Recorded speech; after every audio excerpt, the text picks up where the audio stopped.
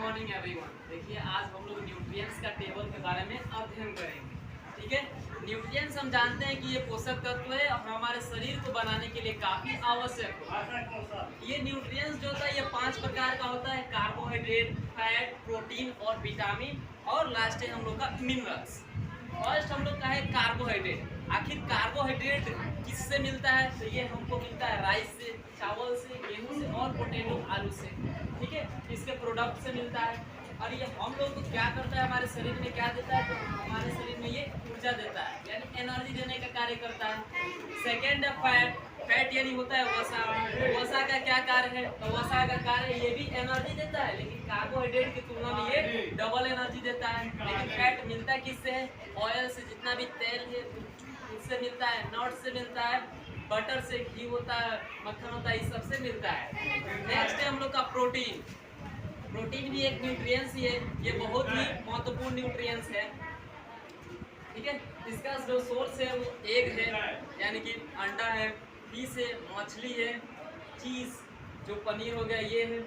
और इसका जो काम होता है, प्रोटीन का काम होता है हमारे शरीर को ग्रो करने में काफी सहायता करता है, यानी शरीर को बढ़ने में सहायता करता है। यदि कोई व्यक्ति नहीं बढ़ रहा है, यानी कि उसके शरीर में प्रोटीन की मात्रा कम है, नहीं मिल पा रहा है। नेक्स्ट हम लोग का जो न्यूट्रिएंट्स है वो है विटामिन। विटामिन जो मिलता है फ्रूट से, फल है, और मिल्क यानी कि दूध से मिलता है। इसका काम हमारे शरीर में क्या है? इसका काम हमारे शरीर में है help our body to fight from disease. जितना भी प्रकार का बीमारी हमारे शरीर में आता है, सभी बीमारी से लड़ने का कार्य यही करता है विटामिन। अगर विटामिन हमारे शरीर में अत्यधिक मात्रा में रहेगा, जितना मात्रा में जरूरी है उतना मात्रा में, तब हम लोग ज़्यादा बीमार नहीं हो पाएंगे। नेक्स्ट और लास्ट हम लोग का जो न्यूट्रिएंट्स है वो है मिनरल्स। मिनरल्स का हिंदी होता है खनिज। ये हम लोग को मिलता है मीट से, मांस से मिलता है, मछली से मिलता है और दूध से मिलता है। ठीक है, इसका कार्य क्या होता है? ये help in formation of bones, teeth, blood. ये हमारे शरीर का हड्डी को बनाता है, दांत को बनाता है, दांत को काफी मजबूत बनाता है, और ब्लड यानी कि खून को बनाता है।